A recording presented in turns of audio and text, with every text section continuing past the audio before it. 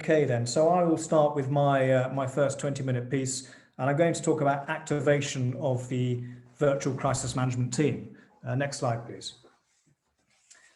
I'm going to touch upon 4 areas. I'm going to talk about partnerships and local collaboration, a trend we are seeing increasingly. We'll talk about tools for the virtual team, challenges to the planning stages, and then pitfalls in delivery. And I'll finish with a short case study and then pass over to John. So next slide, please. So partnerships and local collaboration. My view is that the international delivery models that we are used to are becoming either obsolete or far less common.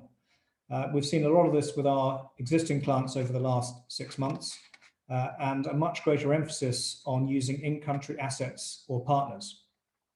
The local delivery model is much more advantageous due to the not just feasibility and cost savings, but in some cases it literally is your only option for delivery when you take into account travel restrictions, quarantine periods, etc., etc. And it seems to be playing out in one of 2 ways, either putting in long-term embedded consultants working with a local delivery team, or partnerships, JVs or otherwise with a local business, or perhaps a mix of the 2. In these cases, the division or agreement of duty of care needs to be discussed, and it needs to be agreed carefully when putting arrangements together. And it's got obvious implications for your crisis teams, depending on who you're looking after. And just to dwell on the budget issue that we've touched on, I think the funding of fly-in, fly-out international visits all over the place, I think that has really gone for now, in terms of what people are putting forward in terms of, certainly from a risk management perspective, budget. And the reliance on tried and tested local assets is there as never before. I think there's bound to be a shrinking of overhead costs, again, particularly in our side of the business. Companies might reduce in-house resources, either in terms of headcount or operational budgets. But what I would say is if you can allocate these assets and personnel as programmatic costs, it's going to allow the same resources to mobilize, but just under a different budgeting mechanism. What these factors will result in is a magnification to expecting problems that we all experience in crisis management. And what I mean by that is that it's quite one thing to structure and train a team within your own business, but quite another to start to join different members from different organizations who may not know each other, not understanding what's expected of them, or have the requisite skills or experience to be part of the crisis team. Next slide, please. So then, moving to virtual teams, what do you need to run a virtual team? Well, the challenge most organizations have with crisis management is breaking out from day-to-day decision-making structures and processes and implementing faster and leaner ways to get things done quickly. And that, to me, is the essence of crisis management. You might deploy a different set of responses to what you'd normally be used to, but it's a streamlined, dynamic way of getting things done. And doing it virtually is no different. A lot of businesses are structured differently in terms of how they communicate and make decisions. And it's important that whatever you choose for your company is right in terms of fit. Types of tools we have the simple end of the scale, the emails, WhatsApp groups, which are great for smaller businesses, or perhaps those who aren't tech friendly or are not process driven. Everyday tools, they allow a more informal style of crisis management and are easy to adopt. However, you do need more emphasis on team structure, but also experience. They can be very effective. Moving down, off-the-shelf management tools, so Teams, Zoom, WebEx, etc. Not necessarily specific to crisis, but good management tools nonetheless. And they can be utilized to our purposes. They take more work to get up and running, but you have more resources at your fingertips, which might be access to documentation, maps, screen share, recordings, task lists, etc. The sky's the limit, and it very much depends on how you want to make use of this functionality. However you do it, you do need to come up with a structured way of working and train people. So the more complex your systems get, the more time and effort you have to put into it. And then we go into the bespoke areas. So specific crisis management software, the use of a GSOC, so a Global Security Operations Center, we see more of, particularly with larger businesses. And it represents significant time and investment into these platforms that are tailored to your task. Some platforms such as Control Point, Everbridge, SemWorld now, they're all examples of crisis platforms that are in use with many of today's businesses, and indeed with some of you on this call, and used to good effect. A word of warning though, the larger and more complex a platform, the greater the temptation to adjust your ways of working to fit the template, and the more time and effort it's going to take. And in other words, you can end up servicing the platform, not the other way around. So coming back to the remote angle, simplicity versus knowledge. If you are going to have a wider pool of people manning seats around your virtual table, you have to take this into account. You have to develop a routine that's quick to pick up, tools that are easy to use, and clear instructions that are readily available. And you can't spend hours issuing detailed log-on instructions or explaining a complicated decision-making process to someone you've never met. So keep it simple. What's your ability to capacity build? It's hard enough to get everyone together from the same company to carry out your annual event.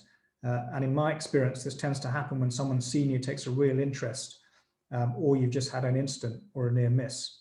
So you have to be realistic about what you can expect from potential partners to commit to and scale your training around that. And try and link it to phases of a project. If you can make it a deliverable, e.g. a crisis workshop as part of your inception plan on a project startup, fantastic, it's then booked, it's planned for, it's in the diary, and it's not something you're trying to shoehorn in around the margins. And then finally, don't be lulled into the false security that comes from working within a highly trained team of experienced people who know each other well.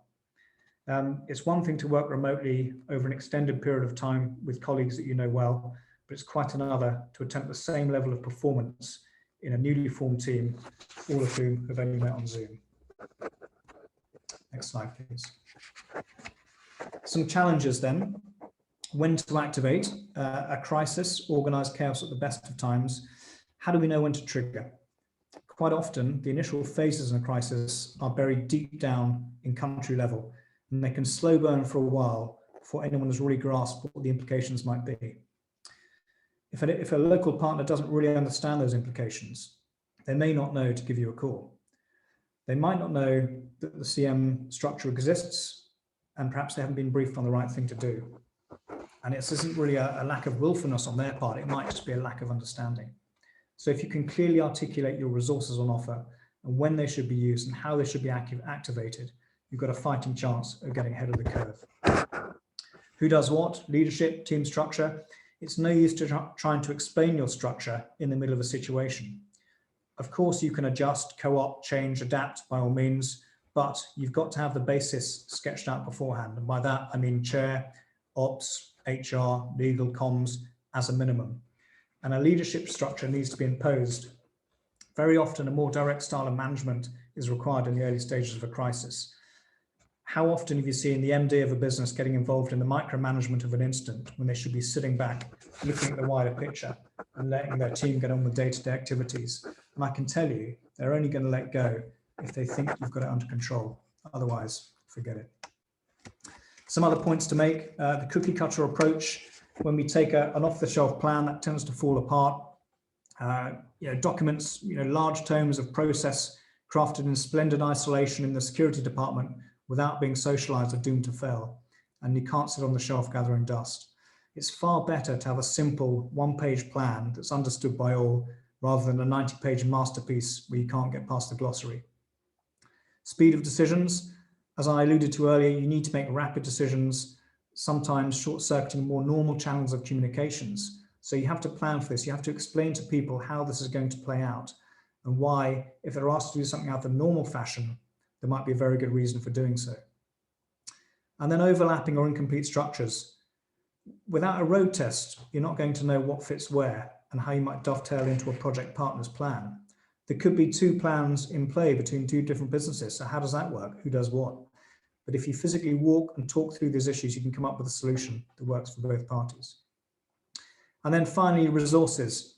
I think now more than ever, there's a call to take a really hard look at what you can realistically expect to deploy in a country where you don't have a physical presence, but you're contracting a local partner to go and carry out an activity on your behalf. Yes, you might have an ISOS subscription or some form of insurance coverage, but how much use is that going to be for getting someone out of a broken down vehicle in a high risk zone, or trying to locate a missing consultant in an area of bad comms with no start point? So if you're relying on the insured option, you need to check where your cover starts and where it stops and find out exactly what you will get when you make that call. And again, the time to find this out is not during the situation. It's in the calm in the weeks before the trip when you're making your preparations. Next slide, please. So some pitfalls in delivery. We're into the crisis. What tends to crop up? No clear rhythm or structure to your information cascade. How you run your team depends entirely on you, your experience, and what works for the group.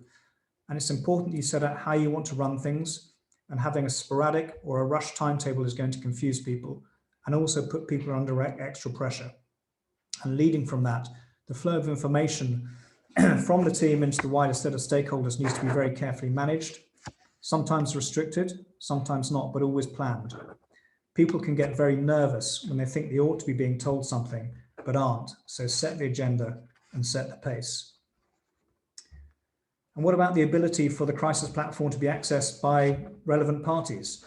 It can be as simple as having the right phone numbers and emails for different team members. And it's amazing how many times I've been searching through old emails, trying to work out who is who and what numbers people are on. And this is normally an activation phase of a crisis. And once again, you're putting yourself under unnecessary pressure. So, plan early, get it cracked before the deployment starts. Larger organizations always struggle with personal data, and complications such as data handling laws can make things more complicated. And don't forget, anticipate a lack of comms infrastructure in some of your operating areas, e.g. poor internet and phone coverage. You might know what to do, but if you can't talk to each other, then it's no use. Finding out who's good at doing what, playing to a team's strengths is difficult if you don't know each other or you haven't practiced working together. And as I said previously, you're trying to create a plan that enables good decision making and then implement that decision. You're not trying to write the world's longest set of checklists that are filed for posterity. And you can only do that by working and practicing together. You can judge strengths and weaknesses for yourself in this fashion and then adjust your team accordingly. Similarly, testing and exercising, it's always a challenge. And in a multi-team environment, only by testing can you become match fit. Even if you don't know who you're going to have on your team next month, if you have a way to rapidly induct and link them into your crisis structure in an effective way, you've got a fighting chance of using the virtual environment. And then finally, ignore social media at your peril. I'm not going to steal John's thunder, but how the crisis is perceived, spoken, written, videoed, photographed, is really as important now as the actual reality on the ground in terms of reputation and business continuity.